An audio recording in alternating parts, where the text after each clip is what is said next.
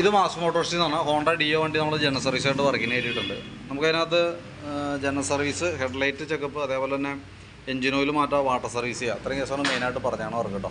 അപ്പോൾ നമ്മൾ വണ്ടി ഓടിച്ച് നോക്കി വർക്കിന് കയറ്റി എൻ്റെ ബാക്ക് ബ്രേക്കിൻ്റെ ഭാഗമൊക്കെ നമ്മൾ ചെക്ക് ചെയ്യാൻ വേണ്ടി അയച്ചുകൊണ്ട് ബ്രേക്ക് ലൈൻഡറൊക്കെ നമുക്കൊന്ന് അയച്ച് ക്ലീൻ ചെയ്തിടാം. അത്യാവശ്യം ഉപയോഗിക്കാനുണ്ട്. കമ്പനി ലൈൻഡർ കിടക്കണം, ഹോണ്ടയുടെ ഒറിജിനൽ ലൈൻഡർ തന്നെ കിടക്കണേ. അപ്പോൾ നമുക്ക് ബ്രേക്ക് ക്യാമൊക്കെ ഒന്ന് അയച്ച് ഗ്രീസ് ചെയ്ത് റീസെറ്റ് ചെയ്താൽ മതി. ബാക്ക് വീൽ പിടിക്കുന്നത് ഈ ഒരു ഷാഫ്റ്റ് വേണം. അതിൻ്റെ ബെയറിങ്ങിൻ്റെ പ്ലേ ഒക്കെ ചെക്ക് ചെയ്ത് വേറെ കംപ്ലയിൻ്റ് ഒന്നുമില്ല. അതേപോലെ തന്നെ ഗിയറിൻ്റെ ഓയിലൊക്കെ ചെക്ക് ചെയ്ത് നല്ല ഓയിലാണ്. എയർ ഫിൽറ്ററൊക്കെ നമുക്ക് നോക്കുമ്പോൾ പുതിയ ഫിൽറ്റർ കിടക്കണം. അപ്പോൾ ഒന്ന് എയർ അടിച്ച് ക്ലീൻ ആക്കി നമുക്ക് റീസെറ്റ് ചെയ്താൽ മതി. അതേപോലെ ക്ലച്ച് ഭാഗം നമ്മൾ ഫുള്ളായിട്ട് അഴിച്ച് ഗ്രീസ് ചെയ്യുന്നുണ്ട്. അപ്പോൾ അതിനകത്ത് ക്ലച്ചിൻ്റെ ഈ വീലുകൾക്ക് ചെറിയ തേയ്മാനമുണ്ട്. അപ്പോൾ തൽക്കാലം നമ്മളതൊന്ന് അഴിച്ചിട്ട് ഗ്രീസിങ് നടത്തി റീസെറ്റ് ചെയ്യുന്നുണ്ട്. അപ്പോൾ അതിൻ്റെ റോളർ പിന്നെ കാര്യങ്ങളൊക്കെ മാറ്റി ഗ്രീസ് ചെയ്തിടാം.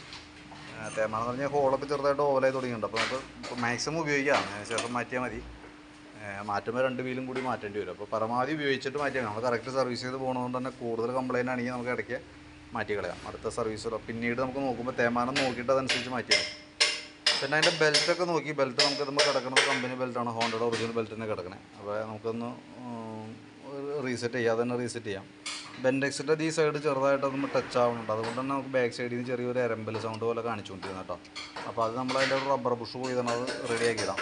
പിന്നെ അതിൻ്റെ വേരിയേറ്റർ ബോഡി, ബോസ് ഡ്രൈവർ, റോളറൊക്കെ ചെക്ക് ചെയ്ത് വേറെ കംപ്ലയിൻ്റ് ഒന്നുമില്ല. ഇഞ്ചിൻ ഹെഡിൻ്റെ ഭാഗത്തായാലും വേറെ പറയത്തൊക്കെ പ്രോബ്ലം ഒന്നുമില്ല. കാർബറേറ്റർ അസംബ്ലിയൊക്കെ ഉണ്ടെങ്കിൽ പുതിയതാണ് ഇരിക്കുന്നത്. കഴിഞ്ഞ ടെസ്റ്റ് വർക്കിന് നമ്മൾ കൂട്ടത്തിൽ മാറ്റിയേക്കണം. പിന്നെ അതിൻ്റെ സ്പാർക്ക് പ്ലഗ്, സെക്കൻഡറി ഫിൽറ്ററൊക്കെ പുതിയതാണ് നടക്കുന്നത്, കുഴപ്പമൊന്നുമില്ല.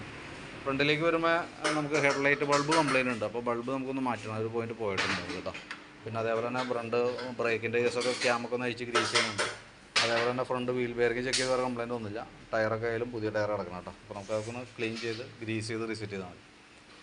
പിന്നെ നമുക്ക് ഇതുമേ ഇരിക്കുന്ന ബാറ്ററി പുതിയ ബാറ്ററിയാണ്, വലിയ പഴക്കമായിട്ട്. ചിലപ്പോൾ പഴക്കമെന്ന് പറഞ്ഞാൽ വാറണ്ടി പീരീഡിലുണ്ടാവും. 2024 മോഡൽ ബാറ്ററി വണ്ടിയും ഇരിക്കണേ. അപ്പോൾ ഞാൻ അതിൻ്റെ വോൾട്ടൊക്കെ ഒന്ന് ജസ്റ്റ് ഒന്ന് ചെക്ക് ചെയ്ത് പോകുന്നുണ്ട്.